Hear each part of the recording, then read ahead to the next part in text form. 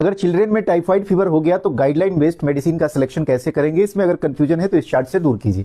तो चिल्ड्रेन में भी टाइफाइड आपको पॉजिटिव एजेंट होगा, सल्मोनेला टाइफी, इसको याद रखेंगे।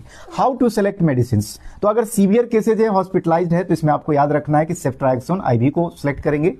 अनकंप्लिकेटेड टाइफाइड है, ओपीडी में है, मतलब पेशेंट आ रहा है उसके बाद चला जाएगा, तो एजिथ्रोमाइसिन ओरल।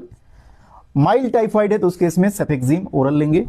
और अगर कल्चर सेंसिटिव केस है तो ओल्डर मेडिसिन जो है वो एक्सेप्टेबल है।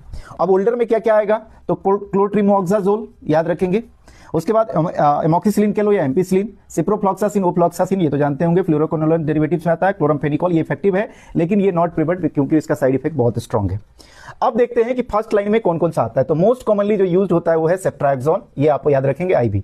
ये मॉडरेट टू सीवियर टाइफाइड में यूज करेंगे और चिल्ड्रन के केस में डोज रहता है एज पर दी गाइडलाइन 50 से 75 मिलीग्राम पर केजी पर डे और 7 से 10 दिन के लिए उसके यूज करेंगे। उसके बाद एजिथ्रोमाइसिन बेस्ट ओरल ड्रग है, ये फर्स्ट लाइन में ही आएगा, आप याद रखेंगे इसे। चिल्ड्रन में डोज होगा 10 से 20 मिलीग्राम पर केजी पर डे, ओडी रहेगा, यहां पे याद रखना है। इन अनकंप्लिकेटेड टाइफाइड, जैसा कि इधर बताया, और जहां पे फ्लोरोक्विनोलोन्स रेसिस्टेंस है, मतलब ये वाला सिप्रोफ्लॉक्सासिन ओफ्लॉक्सासिन रेसिस्टेंस।